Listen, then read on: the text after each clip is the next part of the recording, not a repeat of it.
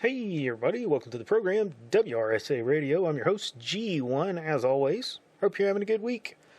Much better one for me, as I have internet again. I tell you, last week I about lost my shit when I had to call the provider again and have them come out to fix my service. I'm still in the process of replacing them. The new provider has come to the house. They've laid down all the new cable from street to the house and made the connections, so now I'm just waiting for the final internal install, the inside install. Hopefully that'll be here next week or maybe the week after. Anyway, no sense in lingering in the dark ages. I do want to go back in time a little bit and talk about what happened a week or so back. I think I was going to make this the topic of the show last week, and then disaster struck, and I couldn't do a show. But we're going to talk about Dr. Fauci and his big day out. Last week, Fauci appears before a congressional committee and proceeds to invoke his Fifth Amendment protections for basically everything he was asked. I think he did answer his name and that kind of basic level stuff, but for anything else, he basically lawyered up. His lawyer was also present at the table with him, which apparently was not supposed to be the case. In fact, his lawyer repeatedly interrupted questioning, and Rand Paul, who is the chairman of the committee, had him removed. And when Paul made that decision, he said something to the effect of, your attorney was not invited. He was not being allowed to sit there, and you brought him in anyway. This is not a criminal trial, and you don't have a right to counsel being present.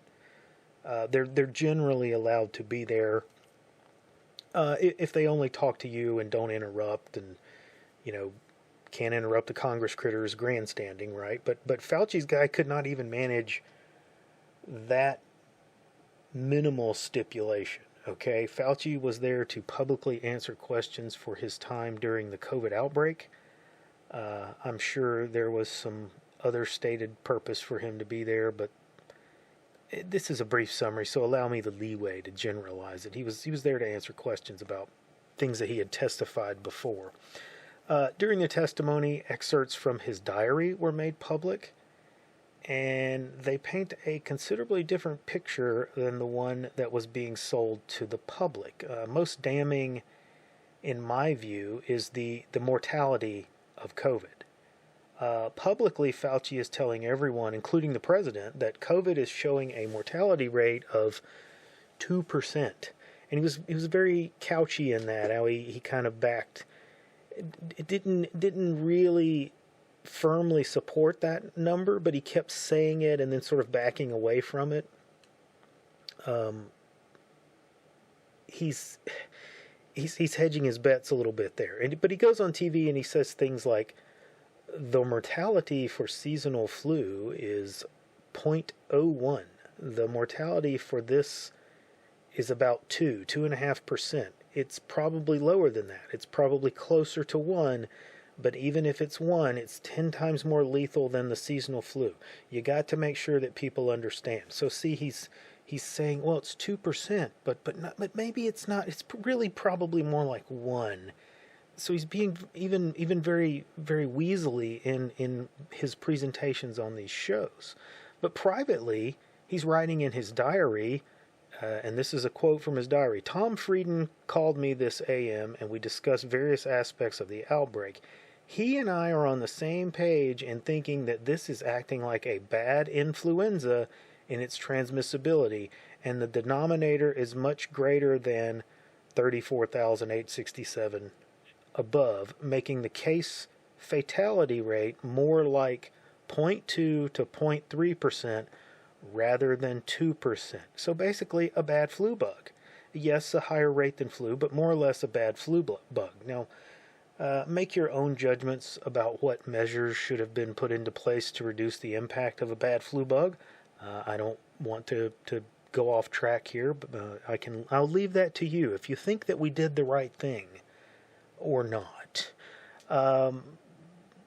all of this is just rather damning of the whole affair, in my opinion. And I think as we move further and further away from this, from the time, more and more people will come to realize that those of us who resisted, and those of us who questioned, and those of us who said no, we were right.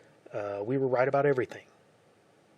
Anyway, let's get back to Fauci. So, there's a huge problem here. In fact, the only reason I'm really making this the topic of the show today is because right now they're meeting in Congress to find Fauci in contempt of that committee. In fact, as I go to recording here, they have found him in contempt.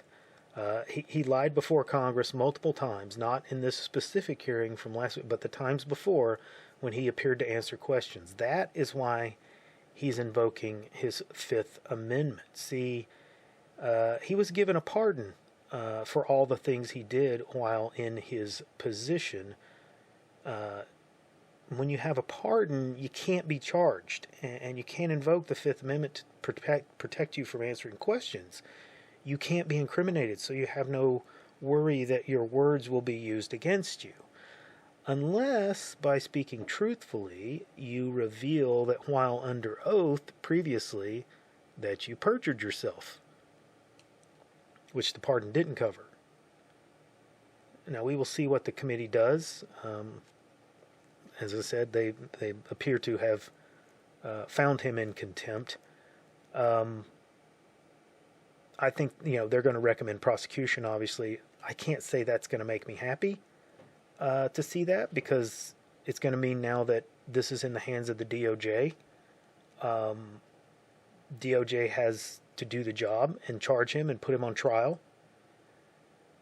But honestly, it's a slap on the wrist for a man who is responsible, at least indirectly, for the deaths of tens of thousands of people. And I'm being very generous with that number there.